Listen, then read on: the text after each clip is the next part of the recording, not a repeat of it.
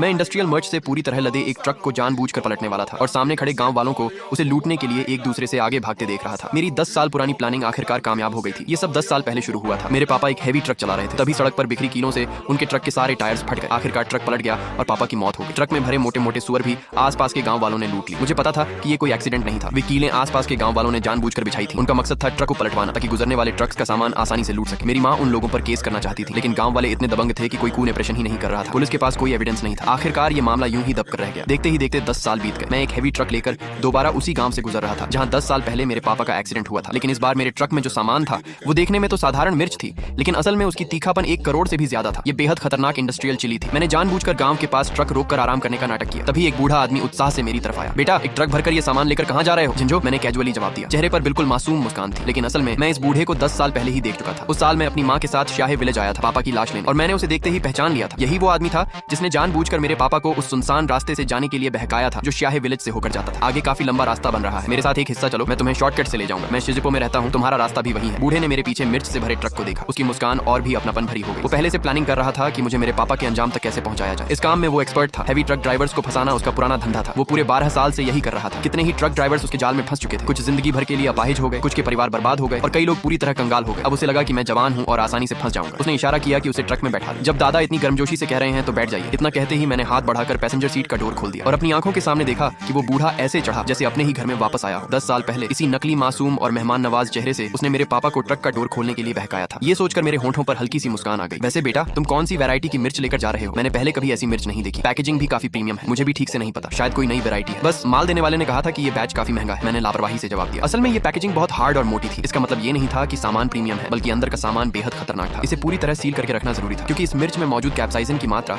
साधारण मिर्च से 200 गुना से भी ज्यादा थी। आमतौर पर इसे खाने के लिए इस्तेमाल नहीं किया जाता, बल्कि इससे बायोलॉजिकल पेस्टिसाइड्स, केबल्स की एंटी कोरोजन कोटिंग और यहाँ तक कि टीयर गैस शेल्स भी बनाए जा सकते थे। इसकी डिस्ट्रक्टिव पावर बेहद ज्यादा थी और यही वजह थी कि मैंने इसे ट्रांसपोर्ट करने का फैसला किया था। महंगा है तो अच्छा ही होगा, तभी तो अच्छी कीमत मिलेगी। बूढ़े ने मेरी बात पर बिल्कुल ध्यान नहीं दिया। उसके दिमाग में सिर्फ यही चल रहा था कि थोड़ी देर बाद ट्रक पलटने पर इस माल को कैसे ठिकाने लगाया जाए। उसे ये भी ध्यान नहीं गया कि ट्रक के पीछे बैंगनी रंग के बड़े बड़े अक्षरों में कई वार्निंग लिखी थी। हर जगह साफ लिखा था, खतरनाक सामान। इस वक्त बूढ़ा चुपके से मोबाइल निकालकर नीचे देखते हुए अपने साथियों को मैसेज कर रहा था। वो उन्हें आगे रास्ता रोकने की तैयारी करने को कह रहा था। मैं कुछ नहीं बोला, क्योंकि अब हम उसी सुनसान रास्ते के करीब पहुंचने वाले थे जहां 10 साल पहले मेरे पापा की मौत हुई थी।